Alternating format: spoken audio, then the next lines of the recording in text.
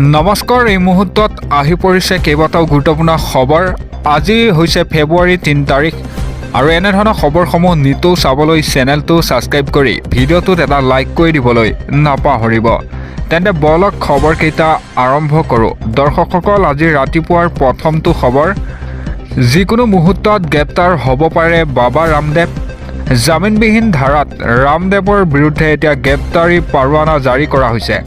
আপত্তিজনক বিজ্ঞাপনৰ গোচৰত কেৰালা আদালতে জাৰি কৰিলে গ্ৰেপ্তাৰী পৰোৱানা। দিব লৈছোঁ এই গুৰুত্বপূৰ্ণ খবৰটো, যিকোনো মুহূৰ্তত এতিয়া গ্ৰেপ্তাৰ হ'ব পাৰে বাবা ৰামদেৱ। জামিনবিহীন ধাৰাত ৰামদেৱৰ বিৰুদ্ধে গ্ৰেপ্তাৰী পৰোৱানা জাৰি। আপত্তিজনক বিজ্ঞাপনৰ গোচৰত কেৰালা আদালতে জাৰি কৰিলে গ্ৰেপ্তাৰী পৰোৱানা। এতিয়া কেৰালাৰ ঔষধ পৰিদৰ্শকে দিব্য ফাৰ্মাচীৰ বিৰুদ্ধে দাখিল কৰে অভিযোগ। দিব্য ফাৰ্মাচী হৈছে পতঞ্জলি আয়ুৰ্বেদৰ এক সংযুক্ত কোম্পানী। কোম্পানীটোৱে বিভ্ৰান্তিকৰ চিকিৎসা বিজ্ঞাপন প্ৰকাশৰ অভিযোগ আহি পৰিছে। এতিয়া বাবা ৰামদেৱৰ লগতে আচাৰ্য বালকৃষ্ণৰ বিৰুদ্ধেও জাৰি কৰিছে এৰেষ্ট ৱাৰেণ্ট।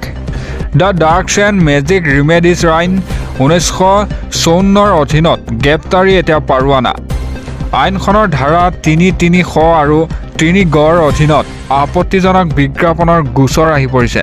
এতিয়া ধাৰা 3ত কিছুমান ৰোগৰ চিকিৎসাৰ বাবে কিছুমান ঔষধৰ বিজ্ঞাপন নিষিদ্ধ আৰু ধাৰা 300 হৈছে যৌনতাৰ বাবে মানুহৰ ক্ষমতাৰ দাবী কৰা ড্ৰাগছৰ বিজ্ঞাপন নিষিদ্ধ।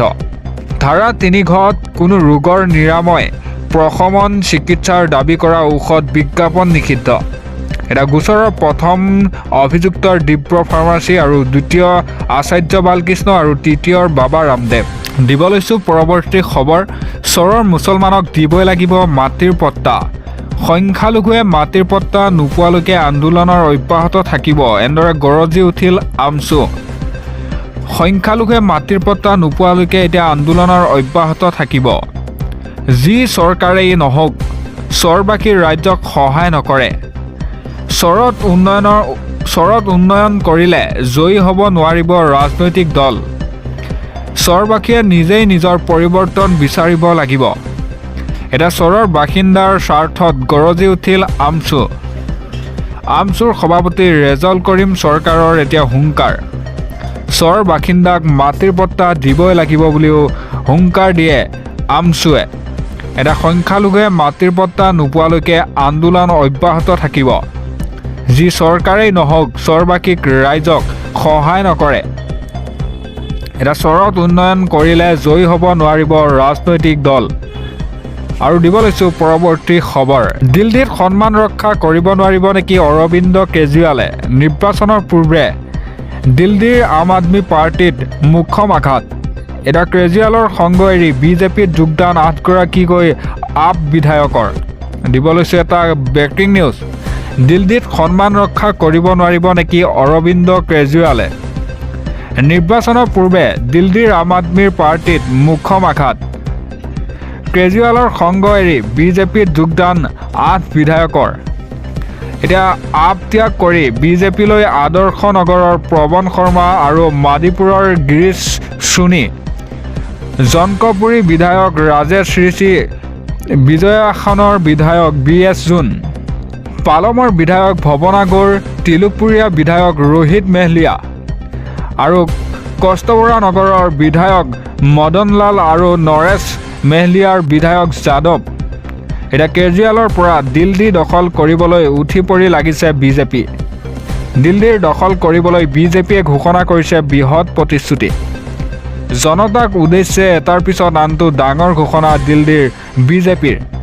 এতিয়া ইফালে 8 আপ বিধায়কৰ বিজেপি গমনে পৰাজয় নিশ্চিত কৰিছে কেজৰিৱালৰ। এতিয়া দিল্লীত সন্মান ৰক্ষা কৰিব নোৱাৰিব নেকি অৰবিন্দ কেজৰিৱালে। আৰু দিব লৈছোঁ পৰৱৰ্তী খবৰ, নিশা হ'লেই তিতাবৰত এখন গাঁৱত লাগিছে হাহাকাৰ। হেলমেট অবিহনে ঘৰৰ পৰা বাহিৰ ওলাব নোৱাৰা হৈছে ৰাইজে। কি হৈছে তিতাবৰত, এটা ঘটনাক কেন্দ্ৰ কৰি চাঞ্চল্য সৃষ্টি হৈছে। নিশা হ'লে ৰাইজে পিন্ধিবলগীয়া হয় হেলমেট। উৰে নিশা উজাগৰে থাকি ৰাইজে দিবলগীয়া হৈছে পহৰা। নিশা হ'লেই শিলাবৰ্ষণ হয় দুটাকৈ পৰিয়ালত। এটা শিলৰ আঘাতত গুৰুতৰভাৱে আহত হৈছে 3গৰাকীকৈ লোক। আদিশ্য শক্তি নে দুষ্ট চক্ৰৰ কাম এয়া বৰ্তমানো পোহৰলৈ অহা নাই ঘটনাৰ প্ৰকৃত সত্য। এটা উপায়হীন ৰাইজে নিশা হ'লেই ভাগৱত পাঠ কৰি ঈশ্বৰক প্ৰাৰ্থনা কৰিছে। তিতাবৰৰ বৰপাচিত লীলা গগৈ আৰু অকণি গগৈ গৃহত সংঘটিত হৈছে এই ঘটনাটো। এটা বিজ্ঞানৰ যুগত সংঘটিত এই ঘটনাক কেন্দ্ৰ কৰি অঞ্চলজুৰি চাঞ্চল্য পৰিৱেশ সৃষ্টি হয়। নিশা হ'লে ৰাইজে পিন্ধিবলগীয়া হয় এতিয়া হেলমেট। উৰে নিশা উজাগৰে থাকি ৰাইজে দিবলগীয়া হৈছে পহৰা। শিলৰ আঘাতত গুৰুতৰভাৱে আহত হৈছে 3গৰাকীকৈ লোক। আদিশ্য শক্তি নে দুষ্ট চক্ৰৰ কাম এয়া বৰ্তমানো পোহৰলৈ অহা নাই ঘটনাৰ প্ৰকৃত সত্য। উপায়হীন ৰাইজে এতিয়া নিশা হ'লেই ভাগৱত পাঠ কৰি ঈশ্বৰক প্ৰাৰ্থনা কৰিছে যাতে এনেকুৱা কাম আৰু নহওক। এনেদৰে ঈশ্বৰক প্ৰাৰ্থনা কৰে ৰাইজে। আৰু দিব লৈছোঁ পৰৱৰ্তী খবৰ। শিক্ষাই আবেদন কৰক মুখ্যমন্ত্ৰীৰ আত্মনিৰ্ভৰশীল আঁচনিৰ বাবে। ছেপ্টেম্বৰৰ অক্টোবৰত প্ৰদান কৰা হ'ব 1 লাখ টকাৰ পৰা 2 লাখৰ পৰা আৰু 5 লাখ টকালৈ পাব। মুকলি কৰি দিয়া হৈছে এতিয়া আবেদন পৰ্টেল। মুখ্যমন্ত্ৰী ডক্টৰ হিমন্ত বিশ্ব শৰ্মাৰ এই বৃহৎ ঘোষণা। দিব লৈছে এটা ভাল খবৰ। মুখ্যমন্ত্ৰীৰ আত্মনিৰ্ভৰশীল আঁচনিক লৈ বিশেষ ঘোষণা। ছেপ্টেম্বৰ অক্টোবৰত প্ৰদান কৰা হ'ব 1 লাখ টকা। 1,62,000 যুৱক যুৱতীয়ে ইতিমধ্যে পঞ্জীয়ন কৰিছে এই আঁচনিৰ বাবে। 1 লাখৰ পৰা 5 লাখ পাবলৈ মুকলি কৰি দিয়া হ'ল আবেদন পৰ্টেল। এমাহৰ ভিতৰত এই আবেদন পৰ্টেলত কৰিব লাগিব আবেদন। ইয়াৰ পিছতেই অনুষ্ঠিত হ'ব সাক্ষাৎকাৰ। 75,000 যুৱক যুৱতীৰ নিৰ্বাচিত হ'ব এই আঁচনিৰ বাবে। ইয়াৰ উপৰিও 1 লাখ যুৱক যুৱতীয়ে ভৱিষ্যতে লাভ কৰিব এই আঁচনিৰ সুবিধা। মুখ্যমন্ত্ৰী ডক্টৰ হিমন্ত বিশ্ব শৰ্মাৰ ঘোষণা।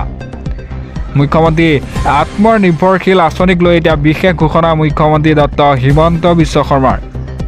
আৰু দিব লৈছোঁ পৰৱৰ্তী খবৰ। আহি গ'ল হেঁপাহৰ ফেব্ৰুৱাৰী মাহ। অপেক্ষাৰ অন্ত পৰিব আত্মসহায়ক গোটৰ লাখ লাখ মহিলাৰ।